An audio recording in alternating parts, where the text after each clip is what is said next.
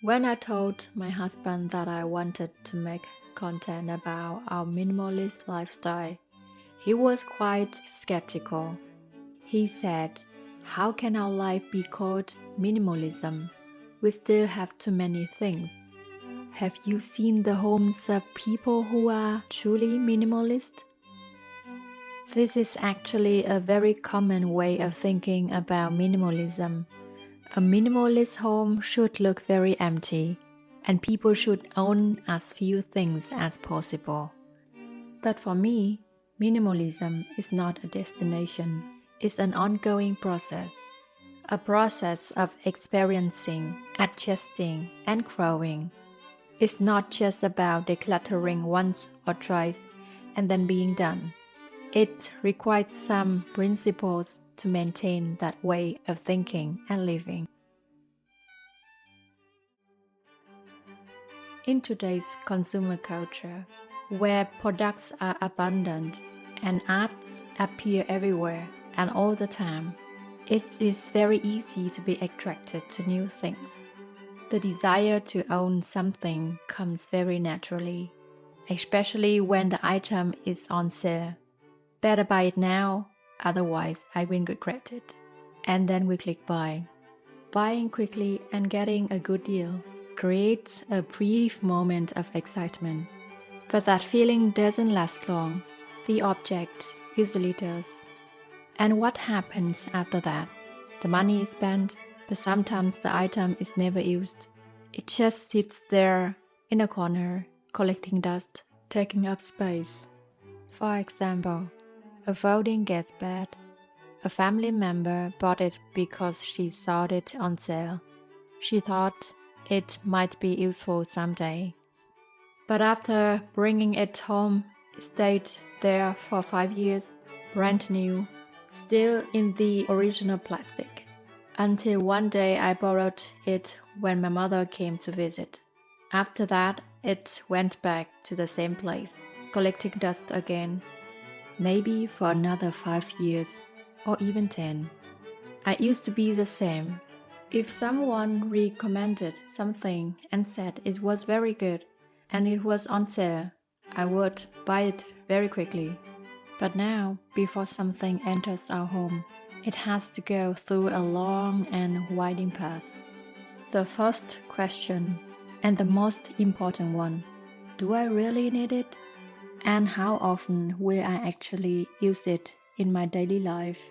For me, if I don't use something at least once or twice in a month, then I maybe don't really need it. If I still think I need it, I asked another question. Do we already have something at home that can do a similar job? At one time, many people started replacing their non-stick pans with stainless steel ones, more natural, safer. I was also tempted and wanted to buy one. But then I went down to the basement to look for something.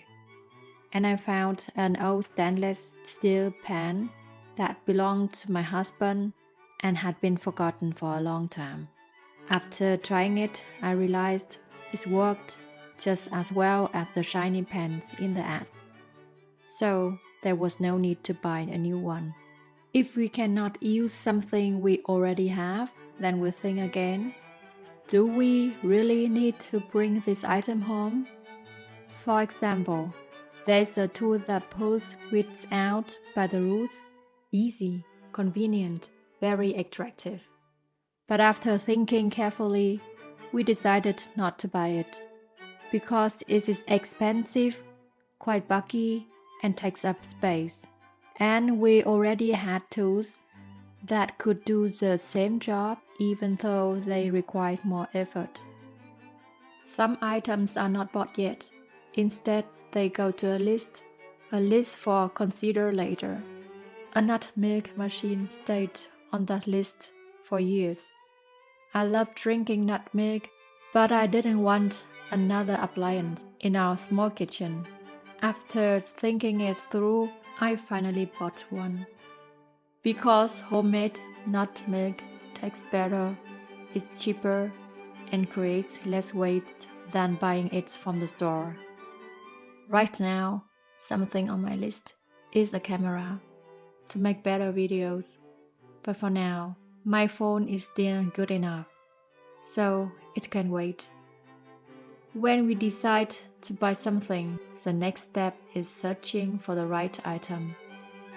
For things that we use often, we prefer good quality items, so we can use them for a long time. Cleaning also needs to be easy. For example, a sofa should be easy to wipe, and the legs should be high enough to vacuum underneath. For technical devices, my husband is in charge. He likes watching many reviews to find the best option for us. Because we want to own fewer things, we often look for multifunctional items. For example, instead of having dining chairs, a sofa, and a sun lounger for the garden, we chose a 3-in-1 solution. Once we know exactly what we want, we search for second-hand items first, because they are much cheaper. For example, this plant pot was bought second-hand for only 1/3 of the original price, but it still looks almost new. More than 80% of the things in our home are second-hand, especially kids' items. If we cannot find a second-hand item, we may simply wait longer. This bathroom cabinet took several months to find, but the price was only half.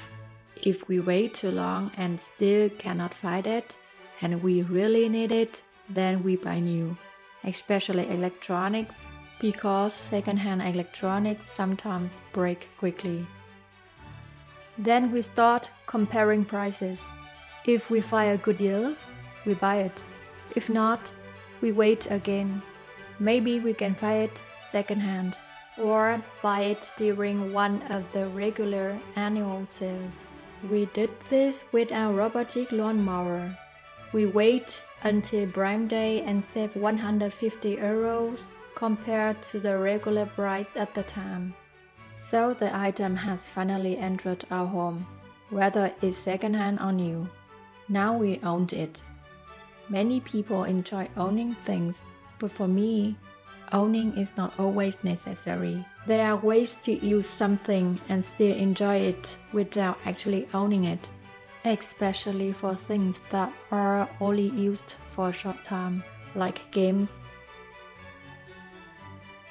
books, or DVDs. Most of these we simply borrow from the library. We don't even own the main car our family uses, it's leased. For commuting to work, I have a small old car that I bought 12 years ago. But the story doesn't end here. After some time we ask again, do we still use it?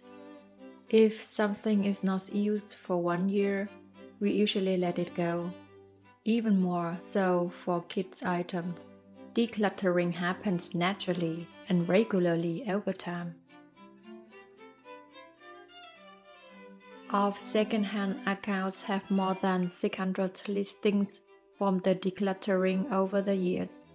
About 90% are given away for free, not to mention the occasional big clear-outs when boxes of things are given away.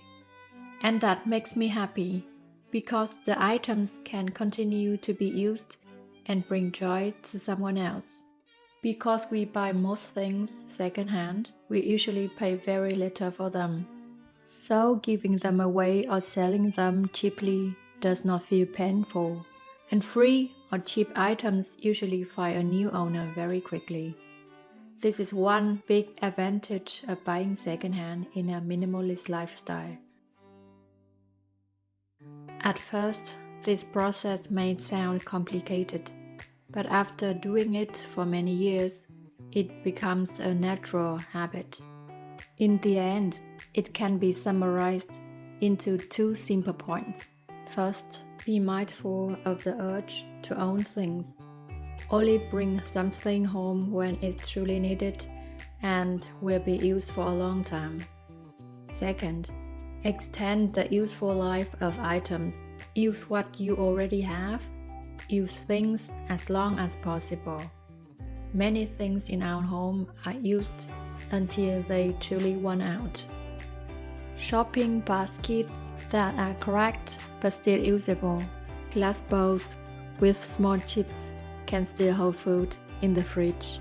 The shoes my husband and I wore almost every day last about 5 years until they could no longer be worn. Only then do we replace them. Choose items that offer high practical value and can be used often and for a long time. Buy secondhand, so items can be used again, and when you no longer need them, let them go to someone who does. That is what minimalism means to me, not a race to own as few as possible. In our decisions process, letting go is the final step, but at the same time, it is also an important starting point. When you begin living minimally in a world full of excess, and it's not something you do once, it happens again and again. Of course, this is just our personal approach based on our own experience and situation. For me, owning things can feel like a burden, like being tied to them, like being pulled by all the tricks that push us to buy more. So even though this way of living has limits and rules, and I lose that short excitement of buying something cool, especially when it's a good deal, I actually feel lighter, calmer, and more free. We may not live slowly, but we can choose to buy slowly, and actually anyone can do that. Today, buying things is very easy, but buying slowly or not buying at all is something we need to practice. And everything can start with one simple question: do we really need it?